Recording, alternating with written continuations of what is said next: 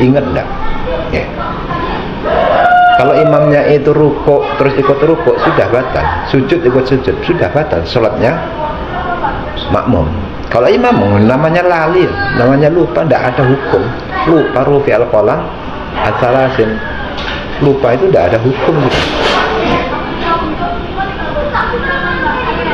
Nah nanti setelah saya ditunggu berdiri itu, setelah salam ingat enggak? Kok enggak ingat, langsung wiridan, sudah langsung niat mufaraqah, melanjutkan sholatnya sendiri. Wala rif'atu lan ora patut apa keluhuran, ayat tegese fin nasabi ing dalem nasab, wal hasabi lan tedak turun,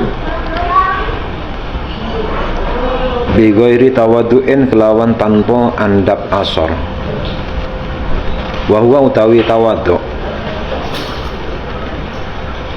wa huwa utawi tawaddu' al istislamu iku pasrah nerimo lil haqqi marang hak, lil haqqi marang kebenaran, wa tarkul i'tiradi lan tinggal melawan,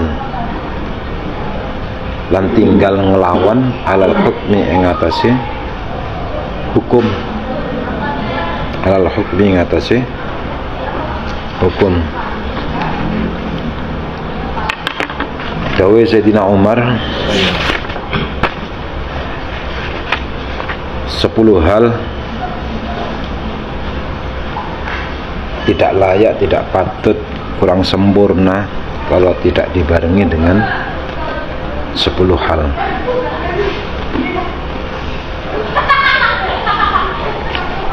Di antaranya wala rif'atu, punya makom derajat baik kaitannya dengan fin nasabi, leluhurnya, keturunannya orang-orang hebat, nasab, wal hasabi lan tidak turun, marganya itu marga yang terhormat, orang tuanya orang tua yang terhormat, orang yang memiliki keluarga yang leluhurnya itu orang hebat-hebat, itu luar biasa. Tidak semuanya orang itu memiliki itu. Jenengan kalau leluhurnya itu orang hebat-hebat, tokoh-tokoh, maka itu hal yang luar biasa, hebat sekali. Kita keturunannya orang hebat tapi tidak dibarengi bi ghairi tawaddu'in, tanpa dibarengi dengan tawaddu'. Tawaddu' itu apa? Ya intinya itu orang itu leluhurnya, keluarganya orang terhormat, terus dibarengi dengan sifat tawaddu', tambah jos, tambah luar biasa, tidak mau menampakkan dirinya, tidak mau mengunggulkan nasabnya, keturunannya, justru malah merendah. Banyak kiai-kiai yang di Jawa itu niku keturunannya para wali, tapi banyak beliau-beliau itu yang tidak mau menampakkan duduhnya kalau beliau itu keturunannya wali, bahkan namanya itu disamarkan, namanya itu menggunakan nama-nama Jawa, ya. Banyak seperti itu.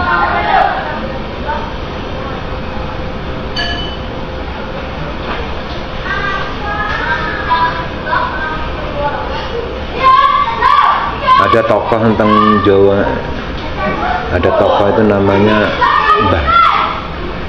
Mbah Sambu,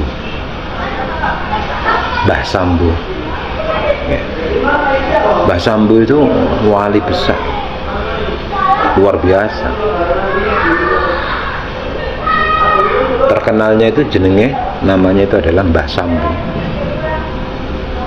Punya keturunan nanti Joko Tingkir dan sebagainya nih. Itu keturunan dari, insya Allah itu dari Mbah Sambu. Mbah Sambu itu Basyaiban. Aslinya itu nama Arabnya itu adalah Basyaiban, Abdurrahman Basyaiban. Tapi nama kearaban itu, nama yang versi Arabnya itu tidak ditampakkan. Mbah Abdurrahman Basyaiban itu contoh nasabnya bagus tapi dibarengi dengan tawadhu, luar biasa. Dari segi keilmuan jenengan itu mumpuni luar biasa, tapi tawadhu ini yang mahal yang kita merikin ini.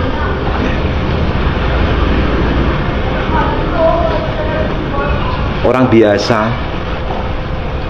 keturunan biasa, orang awam, tawadhu dihormati oleh orang, apalagi orang hebat, tawadhu tambah luar biasa.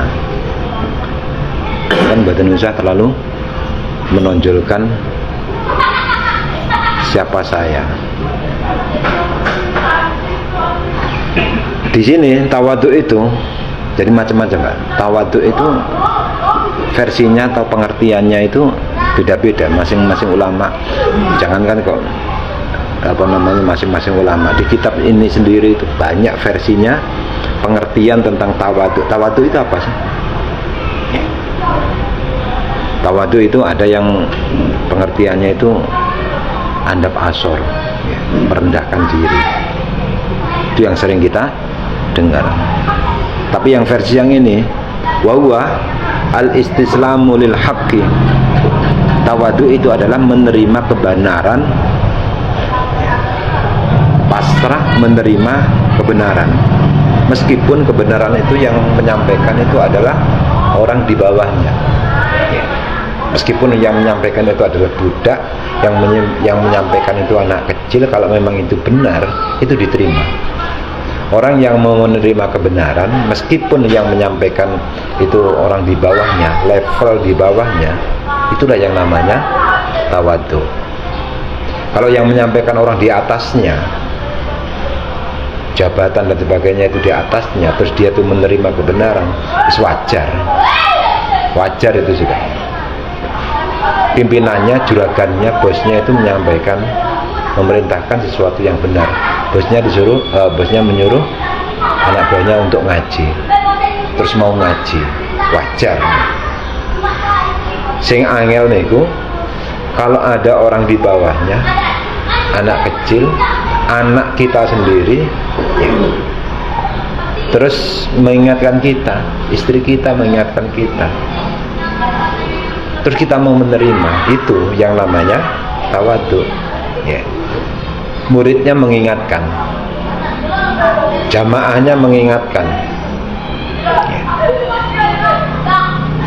Mosok ngimami sholat gara-gara lupa atau salah, terus diingatkan sama jamaahnya, terus tidak terima, tidak tahu saya yang ustaz, sholatnya salah, diingatkan tidak mau. Berarti yang ngoten itu lawan daripada tawadhu, berarti namanya takabur. Takabur itu menolak kebenaran.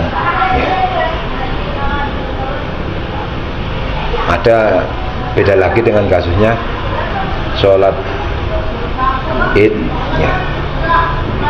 Sholat id atau sholat yang lainnya. Rakaat kedua bangun dari sujud itu,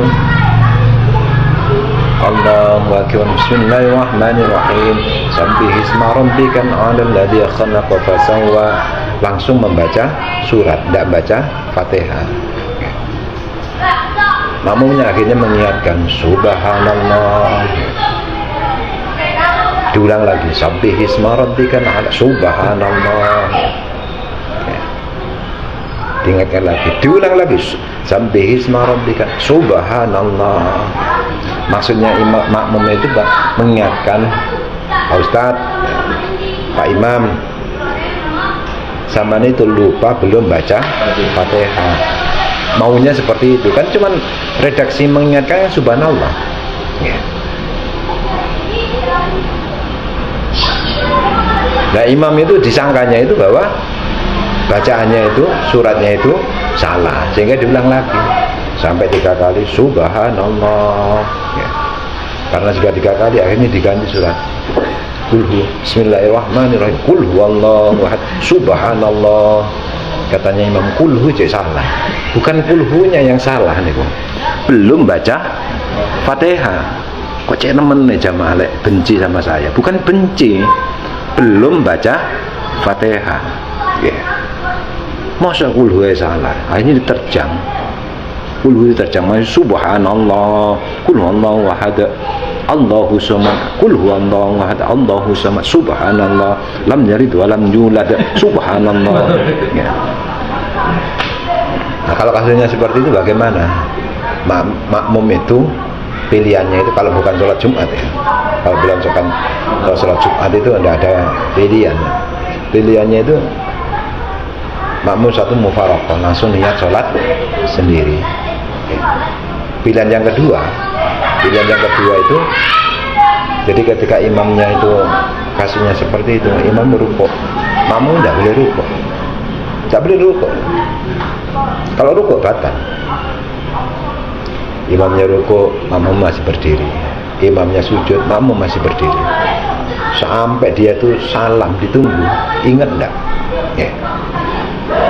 Kalau imamnya itu rukuk terus ikut rukuk sudah batal, sujud ikut sujud sudah batal, sholatnya makmum. Kalau imam namanya lali, namanya lupa, tidak ada hukum. Lupa rufi al-qalam as-salasin, lupa itu tidak ada hukum gitu.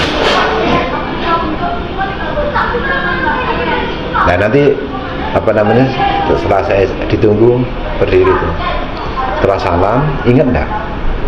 Kok enggak ingat, langsung wiritan, sudah langsung niat mufaraqah, melanjutkan sholatnya sendiri.